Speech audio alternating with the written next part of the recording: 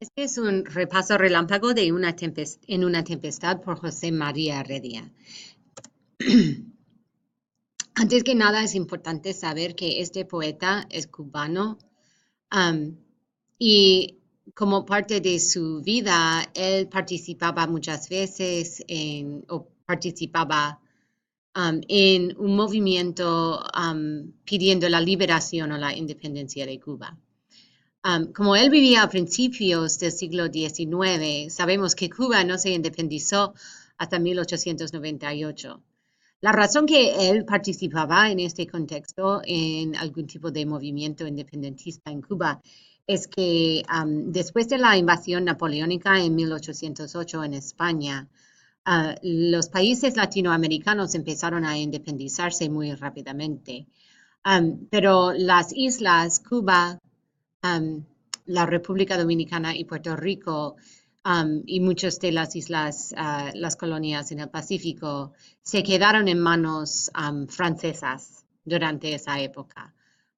Bueno, aún Napoleón aún nombró un emperador en México, me parece. Pero de todos modos, a causa de su activismo, José María Heredia vivía mucha de su vida fuera de Cuba y mucha de su poesía añora su país natal. Esto es parte de lo que vemos en este poema, En una tempestad. Otra cosa para saber cómo vivía en esta época, en el contexto latinoamericano, él es un precursor del romanticismo. Um, Forma un puente, su poesía forma como un puente entre el neoclasicismo, que era la demostración de la ilustración en la letra hispana, y el romanticismo, que, bueno, si el neoclasicismo y la ilustración hacen reglas y celebran orden, entonces lo romántico rechaza todo esto. Así que él está en una especie de mezcla de estas cosas. Um, Más que nada, la naturaleza en sus poemas puede ser muy grandiosa y lo que pasa es que él expresa emoción mediante los movimientos naturales. Um, Así que tiene esta angustia y melancolía de un romántico y más que nada expresa esto en su nostalgia para su país natal, Cuba. Um, y en Una tempestad refleja la amenaza de una tormenta en la Valle de Matanzas en Cuba. Y aquí mezclan los sentimientos con la adoración de Dios, ¿sí? Las estrofas tienen distinta extensión. Normalmente son heptasílabos o endecasílabos. Eso es una silva. El poeta sabe muy bien con un movimiento hacia el romanticismo porque el poeta, puede decidir la combinación de este tipo de verso. Y tiene rima consonante cuando tenga rima. Es que muchas veces, como vemos en este poema, siento abrazado, entusiasmado, aliento, sí tenemos rima, pero entonces no hay rima otra vez, hasta heridos, levantando, aspirando, bramidos. Así eso es importante en considerar que muchas veces al final de una estrofa esconden, bramando, retumbando, responden. El poeta utiliza este cuarteto con rima, ABBA, para unificar una idea y terminar la estrofa. Así tenemos este rima irregular, los versos más o menos libres y un tema de éxtasis y epifanía.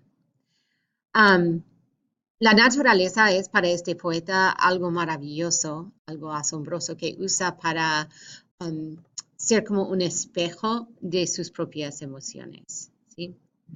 La grandeza de las fuerzas naturales forman paralelo con la grandeza de las emociones del poeta. El poeta transforma toda su admiración por la naturaleza en éxtasis. Hay varios ejemplos a lo largo del poema de encabalgamiento, ¿sí?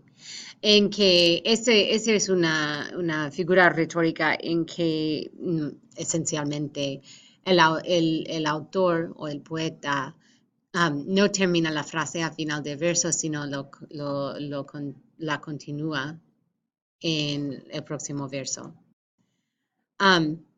Compara la tormenta con un toro.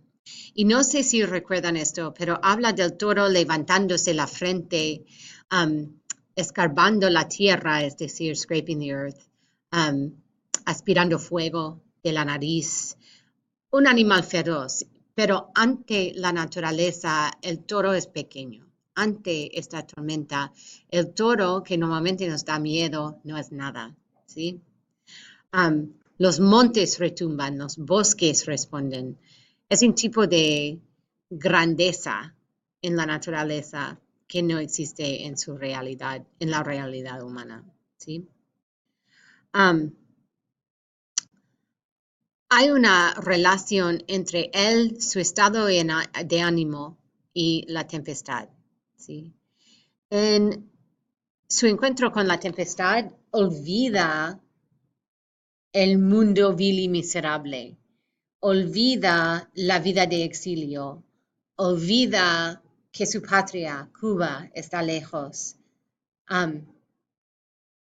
y goza, alza la frente de delicia lleno de la fuerza y la pasión de la tormenta. Llora de emoción, desciende por mis pálidas mejillas y su alta majestad trémulo adoro.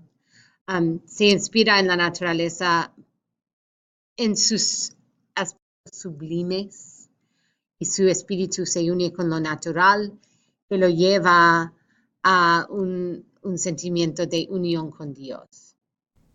Eso vemos en estas líneas. Yo en ti me elevo al trono del Señor. Ti siendo el huracán personificado en este momento. Ferviente lloro desciende por mis pálidas mejillas y su alta majestad trémulo adoro. Así que ha llegado a este sentido de epifanía y éxtasis máxima aquí al final del poema. Quiero volver para terminar al texto del poema y anotar algunas cosas. Huracán, huracán, venirte siento. Vemos una apóstrofe que nos deja considerar al huracán como un ser y no como un fenómeno natural. Y alude al Señor de los aires, que quiere decir Dios. En la segunda estrofa, él utiliza ascendentón, silencioso, tremendo, irresistible en su curso veloz, para aumentar ese sentido de tensión. La tierra en calma, siniestra, misteriosa, contempla su pavor en su faz terrible. Eso es un tipo de paralelismo. Y aquí vemos el encabalgamiento que hablamos anteriormente. El toro aquí con su fuego. Entonces empezamos a estar más intensa. Por más intensa que sea, el autor tiende a usar versos más largos. Entonces, al final hemos llegado a un punto de éxtasis y de adoración y de alegría profunda. Sublime tempestad. Y la palabra sublime es lo que llama más la atención aquí, porque la hermosura sublime es algo que casi es imposible de experimentar. Es tan hermoso que casi no puede mirarlo. Así que ese es más o menos un repaso de este poema. Si tienen preguntas, que me avisen.